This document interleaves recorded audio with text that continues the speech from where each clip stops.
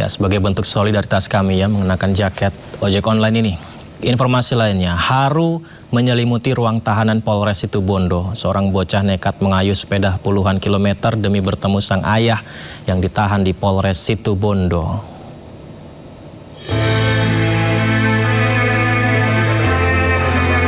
BG, bocah berusia 10 tahun ini mengayuh sepeda hingga puluhan kilometer demi memiliki satu tujuan, yakni bertemu dan memeluk sang ayah yang berada di balik jeruji besi. Tangisnya pecah usai petugas menanyakan maksud kedatangannya. BG mengaku sangat merindukan ayahnya. Petugas akhirnya mengizinkan BG bertemu dengan ayahnya. Petugas juga memberikan semangat untuk terus mendoakan sang ayah agar persoalan hukum yang dihadapi segera selesai. Momen yang paling mengharukan terjadi saat pintu ruang tahanan dibuka. Dari balik jeruji besi, sang ayah telah menunggu.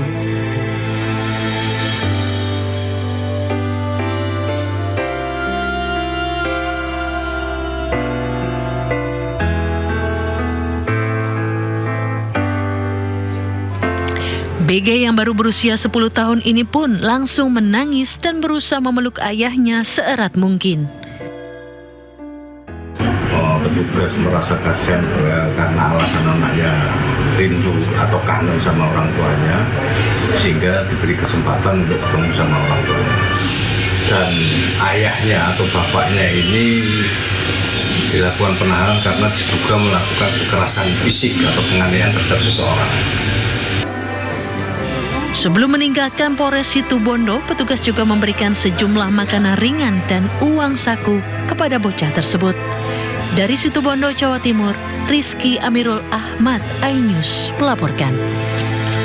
Pemirsa, gegara jalan rusak, seorang ibu di Kabupaten Waikanan, Lampung terpaksa melahirkan di dalam mobil. Gubernur Lampung meminta maaf atas kejadian ini dan berjanji terus memperbaiki infrastruktur publik.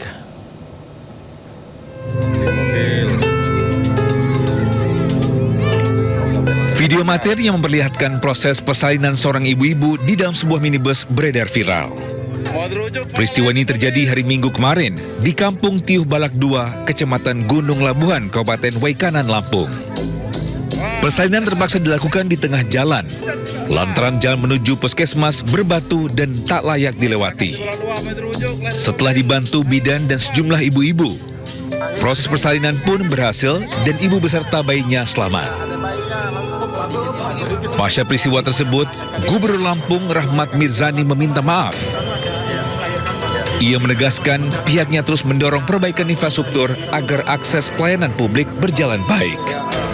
Saya melalui pemerintah yang pemerintah baik provinsi maupun kabupaten. Itu saya juga melakukan kabupaten, tapi saya melakukan juga alhamdulillah masyarakat. Kami berusaha suci memperbaiki seluruh infrastruktur baik dari provinsi, kabupaten, Gubernur Lampung menambahkan, koordinasi antara Pemprov Lampung dengan Pemkab Waikanan akan ditingkatkan untuk mengetahui status serta kondisi jalan di wilayah pedesaan. Dari Waikanan, Lampung, Andreas Afandi, iNews melaporkan. Pemirsa, Mahkamah Konstitusi mengabulkan sebagian gugatan uji materi terhadap program makan bergizi gratis. Mahkamah Konstitusi memerintahkan anggaran program MBG harus dipisahkan dari anggaran pendidikan.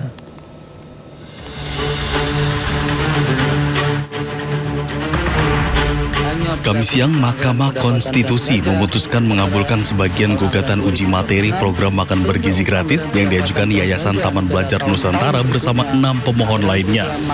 Dalam putusannya, MK memerintahkan anggaran program makan bergizi gratis harus dipisahkan dari anggaran pendidikan paling lambat di APBN 2028. Mahkamah Konstitusi tegaskan makan bergizi gratis bukan bagian dari komponen utama biaya operasional penyelenggaraan pendidikan. Hanya berlaku untuk anggaran pendapatan dan belanja negara tahun anggaran 2026, sehingga untuk anggaran pendapatan dan belanja negara tahun-tahun berikutnya, anggaran program makan bergizi yang bukan merupakan komponen utama pendidikan dipisah atau tidak menjadi bagian dari anggaran operasional penyelenggaraan pendidikan, dan pemisahan dimaksud berlaku paling lambat dalam anggaran pendapatan dan belanja negara tahun anggaran 2028. Pemerintah mengalokasikan anggaran pendidikan 769,1 triliun rupiah atau sekitar 20% APBN di 2025. Dari jumlah tersebut, 223,6 triliun rupiah dialokasikan untuk program makan bergizi gratis bagi peserta didik. MK menilai anggaran pendidikan 20% dari APBN seharusnya diprioritaskan untuk komponen utama pendidikan yang berkaitan langsung dengan penyelenggaraan pendidikan. Dari Jakarta, Tim Liputan iNews melaporkan. Ya pemirsa, saya mengenakan jaket hijau ojek online ini. Jadi jaket hijau ojek online ini sebagai saksi ada orang tua yang kerja keras, bahkan ada ayah tunggal yang hanya tinggal berdua dengan bayinya 1,5 tahun di kosan. Ketika dapat orderan, dia terpaksa harus pergi meninggalkan bayinya sendiri, mengunci bayinya di kamar, dan memasang CCTV. Lalu bantal ini sebagai saksi, bayi tersebut sambil membawa dotnya di mulutnya, menarik bantal oleh bayi itu ke depan pintu kamar kos, setia menunggu, berharap ayahnya segera pulang.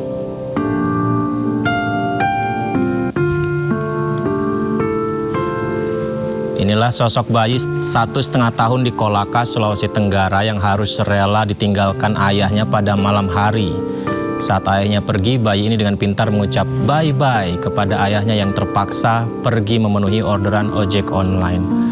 Bekerja sebagai pengemudi ojek online, Tri Rama terpaksa meninggalkan anaknya di kos-kosan sementara dirinya mengantar pesanan. Demi memastikan keselamatan anaknya, Tri memasang kamera CCTV kecil yang bisa dipantau dari handphonenya.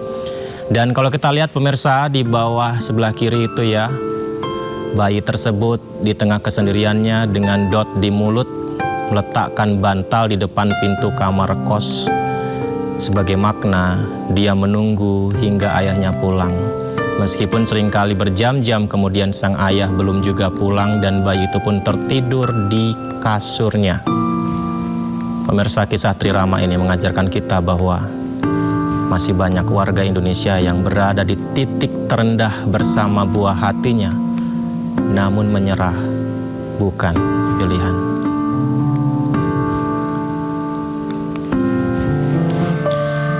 Tri Rama merupakan ayah tunggal untuk anaknya, menyuapi makan anaknya, mengajak jalan-jalan anaknya, sementara mantan istrinya telah meninggalkannya.